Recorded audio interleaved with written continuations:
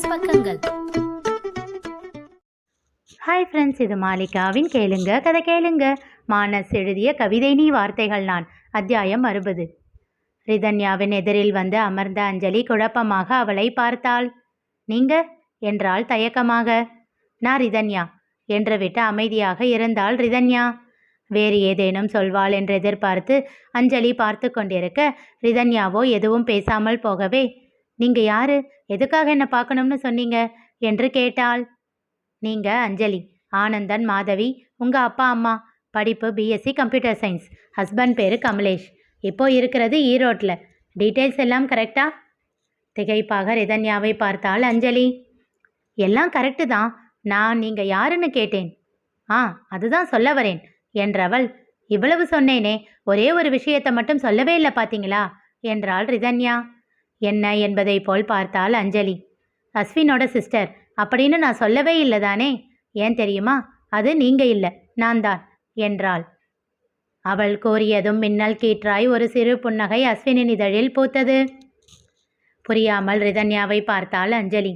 உங்க mind voice எனக்கு புரியுது. என்னோட ஹஸ்பண்ட் அவனுக்கு மாமானா அவன் எனக்கு பிரதர் தானே. புரியல, நீங்க எந்த மாமாவோட ஒய்ஃப்? எங்க அம்மாவுக்கு கூட பிறந்தவங்க யாரும் இல்லையே. சரி, அதெல்லாம் விடுங்க. இப்போ அதை பத்தின பேச்சு எதுக்கு?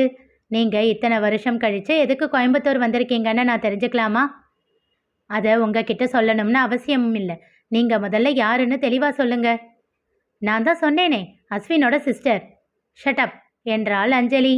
கோபமாக அவள் கத்தியதில் பக்கத்தில் இருந்த ஓரிருவர் கொஞ்சம் திரும்பி பார்க்க வாயில் விரலை வைத்து உஷ், சத்தம் போடாதீங்க என்று அடக்கினாள் ரிதன்யா. அதுக்குள்ள கத்தினா எப்படி? சரி சொல்லுங்க, அஸ்வின் கிட்ட பணம் கேட்டீங்களாமே, அப்படி என்ன பண தேவை உங்களுக்கு? எங்க பிஸ்னஸ் லாஸ் ஆகிடுச்சு. என் மாமனார் மாமியார் என்ன பணம் கேட்டு டார்ச்சர் பண்ணுறாங்க. வெயிட், உங்க மாமனார் மாமியாரா? தாடையில் விரல் வைத்து யோசித்தவள். யாரு அவங்க? சேலம் பக்கத்தில் ஒரு முதியோர் இல்லத்தில் இருக்காங்களே, அவங்களா என்றாள் கண்கள் சுருக்கி. அதிர்ச்சியாக அவளை பார்த்தாள் அஞ்சலி. ரிதன்யா கூறியதை கேட்ட அஸ்வினும் திகைத்தான். புன்னகையோடு அவளை பார்த்து கொண்டிருந்த ரிதன்யாவின் முகம் மாறியது. இங்க பாருங்க, அஸ்வின் பணம் கொடுக்க மாட்டான். நீங்க ஊருக்கு கிளம்புங்க. அது சொல்ல நீ யாரு? அடடடடா, ஒரே பதில எத்தனை தடவை சொல்றது? இங்க பாரு, நீ யாருன்னு என்னன்னு தெரியல. நடுவில் நீ வராத. எனக்கு பணம் வேணும். அப்படி வரலனா வீட்டில் பங்கு வேணும்னா அவன் மேலே கேஸ் போடுவேன். இப்போதான் அவனுக்கு மேரேஜ் ஃபிக்ஸ் ஆகி இருக்காமே. இந்நேரத்தில் இப்படி கேஸ் அது இதுன்னு வந்தால் கல்யாணத்தில் பிரச்சனை ஆகிடும், தெரியும் இல்லை? மிரட்டுவதை போல் கேட்டாள் அஞ்சலி. ஆஹா என்றாள் ரிதன்யா ஏளனமாக. அவள் கொஞ்சமும் பயப்படவில்லை என்று அறிந்து திகைத்தாள் அஞ்சலி. உங்க அம்மா ஏற்பாடு பண்ண கல்யாணத்தை நிறுத்திட்டு நகை எல்லாத்தையும் எடுத்துக்கிட்டு போனப்பவே உங்களோட பங்கு முடிஞ்சு போச்சு. பத்தாததுக்கு நீங்க போனதுனால தான் உங்க அம்மா இறந்தாங்க. அதனால அஸ்வின் தான் தன்னை மன உளைச்சலுக்கு ஆளாக்குனதுக்காக உங்க மேல கேஸ் போடணும். அவனுக்கு தெரியல என்றவள். நான் அவனுக்கு சொல்லி கொடுக்கவா என்றாள் மெல்லிய குரலில். இன்னும் அதிர்ச்சி விலகாமல் அவளை பார்த்து கொண்டிருந்தாள் அஞ்சலி. நான் இவ்வளவு சொல்லியும் கேட்காம பணம் தான் வேணும் அப்படின்னு நின்னா என்று கேட்டு நிறுத்தியவள் தன் கையில் இருந்த செல்போனை அஞ்சலியின் முன் வைத்தாள். அதில் கமலேஷ் ஒரு சேரில் கட்டப்பட்டு இருந்தான். அதை கண்டு திடுக்கிட்டு எழுந்து விட்டாள் அஞ்சலி. ஹலோ, எங்கே எழுந்திருக்கிறீங்க? ரிலாக்ஸ், உட்காருங்க என்றாள் ரிதன்யா புன்னகையோடு. பயத்தோடு அமர்ந்தவள், ஹலோ, என் ஹஸ்பண்டை என்ன பண்ணீங்க என்றாள் பதட்டத்தோடு. பார்க்குறவங்களுக்கு தெரியாது, ஆனால் அவருக்கு தெரிஞ்சிருக்கும். எல்லாம் உள்காயம், எலும்பெல்லாம் நொறுங்காமல் இருந்தா உங்களுக்கு என்று சொல்லி சிரித்தாள் ரிதன்யா. மரியாதையா 2 பேரும் ஊரை விட்டு இப்போவே கிளம்பி போயிடணும். அவர்கள் தங்கியிருந்த ஹோட்டலின் பெயரையும் அறையின் எண்ணையும் சொன்னவள். இன்னும் 1 மணி நேரத்தில் அதை காலி பண்ணி இருக்கணும். காலி பண்ணிட்டு நீ போய் பஸ் ஸ்டாண்டில் இல்லை ரயில்வே ஸ்டேஷனில் உனக்கு எங்கே ஓகேவோ அங்கே போய் வெயிட் பண்ணா உன் புருஷன் வருவான். திரும்பவும் ஜென்மத்துக்கும் இந்த ஊர் பக்கம் தலை வச்சு படுக்கக்கூடாது.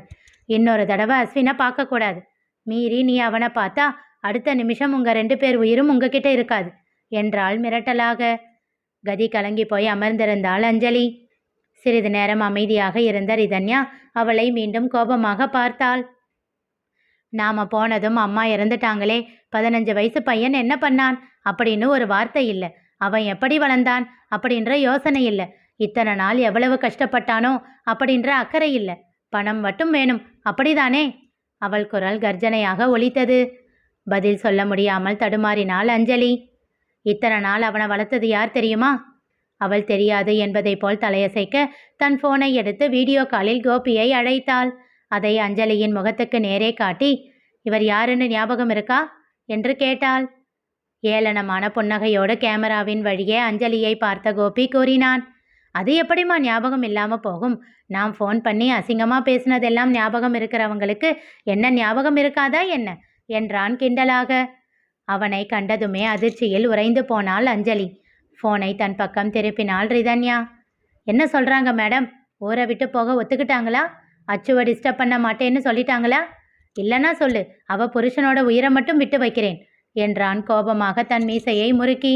அஞ்சலியின் உடல் ஒரு முறை நடுங்கியது. வேண்டாம், பார்த்துக்கலாம், கிளம்பிடுவாங்கன்னு தான் நினைக்கிறேன் என்று விட்டு அழைப்பை துண்டித்தாள் ரிதன்யா. மீண்டும் அஞ்சலியை அழுத்தமான பார்வை பார்த்தாள். சொன்னதெல்லாம் புரிஞ்சதில்ல, கிளம்பு, இனி ஒரு தடவை உன் வாழ்க்கையில் எப்பவுமே என் அச்சுவை பார்க்கக்கூடாது என்று மிரட்டினாள். எதுவும் செய்ய முடியாமல் அமைதியாக எழுந்து கொண்டாள் அஞ்சலி. என்னோட ஹஸ்பண்ட் என்றாள் மெல்லிய குரலில். வருவாம்ப என்றாள் ரிதன்யா முகம் சுளித்து. அங்கிருந்து நகர்ந்தாள் அஞ்சலி. சொடுக்கிட்டு மீண்டும் அவனை அழைத்தவள், வந்ததில் இருந்து நான் யாருன்னு கேட்டுக்கிட்டே இருந்தியே, நான் யாருன்னு சொல்லவா? அதுக்கு முன்னாடி உனக்கு ஒரு தேங்க்ஸ் சொல்லிக்கிறேன். நல்ல வேலை, கல்யாணத்தை நிறுத்திட்டு நீ ஓடிப்போன. அதனால தான் என்னோட மாமா எனக்கு கிடைச்சாரு. நான் அவரோட ஒய்ஃப். இப்போ புரியுதா அச்சுவுக்கு நான் யாருன்னு என்றாள். இதனை சற்றும் எதிர்பார்க்காத அஞ்சலி இன்னும் திகைப்பாக அவளை பார்த்தாள். தங்கச்சிலை போல் இருக்கும் அவளை மேலிருந்து கீழ் வரை பார்த்தவள், போயும் போயும் ஒரு கார் டிரைவருக்கு இப்படி ஒரு பொண்ணு எப்படி கிடைச்சது என்று அவள் மனம் யோசிக்க தொடங்க மீண்டும் அவள் முன்னே சொடுக்கிட்டாள் ரிதன்யா. எவ்வளோ பட்டாலும் திருந்த மாட்டேன் இல்லை? இப்போவும் என் மாமாவோட ஸ்டேட்டஸ் கூட என்ன கம்பேர் பண்ணி யோசிச்சுக்கிட்டு இருக்க இல்லை? ஒருத்தரோட மனசை பார்க்குற பக்குவம் இன்னும் வரல இல்லை என்று கேட்டுவிட்டு அருவருப்போடு அவளை நோக்கியவள் சிப்ப என்றாள். கூனி குறுகி அவமானத்தோடு அங்கிருந்து வேகமாக சென்று விட்டாள் அஞ்சலி. மீண்டும் கோபியை அழைத்தவள், மாமா அவனை விட்டு தொலைங்க, அவ இங்கிருந்து போயிட்டா, இனி அச்சு கிட்ட வரமாட்டா என்றாள் அவள். இவனையும் மிரட்டி தான் வச்சிருக்கேன். சரி மாமா, மதியம் சாப்பிட வீட்டுக்கு வந்துடுங்க என்று சொல்லிவிட்டு அழைப்பை துண்டித்தாள் ரிதன்யா. பெருமூச்சு ஒன்றை விட்டவள் எதிரே ஆர்டர் செய்த ஜூஸை கொண்டு வந்து பேரர் வைத்தார். தேங்க்ஸ் என்று விட்டு அதனை குடித்தவள் அதற்கான பணத்தை கொடுத்து விட்டு அங்கிருந்து எழுந்து சென்று விட்டாள். அஸ்வின் எதுவும் பேசாமல் அமைதியாக அமர்ந்திருந்தான். அச்சு, என்னடா இது இப்படி இருக்காங்க என்றாள் ஸ்ருதி ஆச்சரியமாக. நீ என்னவோ சொன்ன, அவங்க பணம் செட்டில் பண்ணிடுவாங்கன்னு. பார்த்த இல்லை, தேவையில்லாம பணத்தை வாரி இறைக்க அவங்க ஒன்றும் முட்டாள் கிடையாது என்றாள் கோபமாக. அவளை ஆழ்ந்த பார்வை பார்த்தான் அஸ்வின். என்ன உன்னோட என்று சொல்லத் தொடங்கும் போதே அவள் கூறினாள், ஆமா, என்னோட நாத்தனாருக்கு சப்போர்ட் தான். இப்போ என்னடா என்று வேகமாக கேட்டுவிட்டு பேரரை அழைத்து வேண்டிய உணவை ஆர்டர் கொடுத்தாள். சின்ன புன்னகையோடு அவளை பார்த்தான் அஸ்வின். ஆமா, இவ்வளவு போல்டா பேசுறாங்களே, இவங்களுக்கு கராத்தே தெரியுமா என்றாள் அதிமுக்கிய சந்தேகமாக. அவளுக்கு கராத்தேவும் தெரியாது, கும்ஃபுவும் தெரியாது, அதே போல பயமும் தெரியாது என்றான் பெருமையாக. அதனை ரசித்து பார்த்தாள் ஸ்ருதி. 5 மாதங்கள் கழித்து முருகேசன் நாகராஜனை காண அவர் வீட்டிற்கு வந்திருந்தார். சம்மந்தி, இன்னும் 2 மாசம்தான் இருக்கு, கல்யாண தேதி குறிச்சிடலாமா? நானே உங்களுக்கு ஃபோன் பண்ணி பேசலாம்னு இருந்தேன். எப்போ பார்க்கலாம்னு சொல்லுங்க, நல்ல நாள் பார்த்து தேதி குறிச்சிடலாம். அதுக்கு முன்னாடி உங்ககிட்ட ஒரு வேண்டுகோள் இருக்கு. அச்சச்சோ, என்ன பெரிய வார்த்தையெல்லாம் சொல்றீங்க, என்னன்னு கேளுங்க. அடுத்த வாரம் எங்கள் ஊரில் திருவிழா ஆரம்பிக்க போகுது.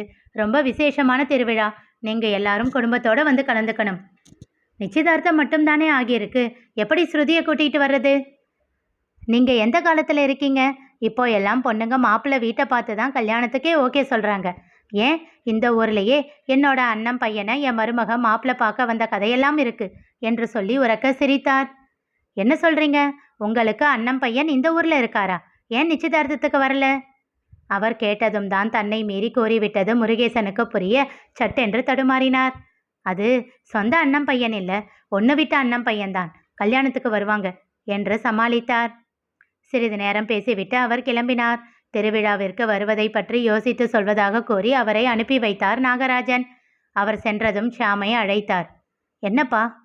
மாப்பிள்ளையோட மாமாவை பற்றி விசாரிக்க சொன்னேனே, நீ எல்லாத்தையும் விசாரிச்ச இல்லை? ஆமாம்ப்பா, அவருக்கு அண்ணன் பையன் இந்த ஊரில் இருக்காராமே, அது யாரு? கூர்மையான தொலைக்கும் பார்வையோடு தன் மகனை பார்த்து கேட்டார் நாகராஜன். அவர் கேள்வியில் திகைத்தான் ஷியாம்.